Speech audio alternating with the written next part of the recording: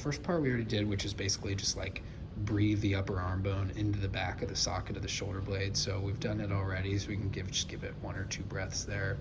Then the challenge becomes, you could kind of stay at part 1, which the challenge is, can we keep the ball in the socket with the upper arm and get the tricep to lock the elbow out as this stays back? And the tendency is you'll find the shoulder will want to be the tricep, and as you try to straighten the elbow, it might the whole shoulder may come out of the socket. So looks good here. That's part 1, is you can kind of play around with that. And then part 2 would be the shoulder blade motion we were just doing. So the scapula shoulder blade reaches away from the spine, so the dumbbell will punch up to the sky as a result, before you're just controlling it back down.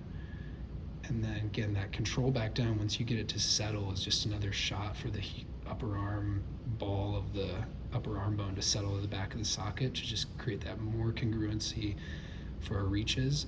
But let's stay here now. So let's say we've come back. Now part 3 and I guess part 4, just 2 different positions, are going to be your upper arm bone is going to spiral in the socket of your motionless shoulder blade, and then it's going to spiral the other direction.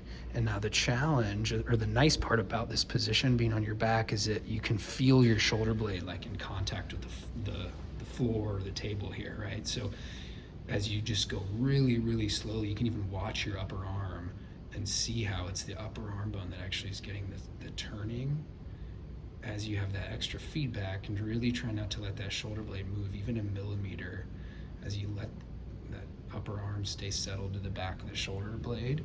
And then the other last piece on this, as you keep repping these out, Jamie, and you're doing great on this, is, but the tendency is to like let the forearm and elbow or dumbbell kind of rotate without the upper arm bone. So the goal is to let all of this be glued together, and the movement is initiated from this bone here. So however far the dumbbell and the hand goes should kind of be all led by that kind of deep rotator cuff of the shoulder. And then if we give that one last kind of part 4 there, Jamie, now it's just, if you punch the dumbbell back up to the sky via your shoulder blade again, now we're just going to do the same rotations of the upper arm bone, just in a different shoulder blade position.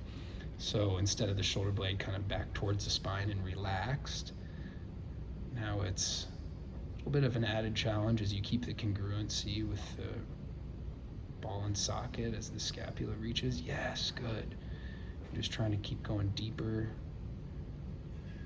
There you go. Good, good. Nice, Jamie. Let's go.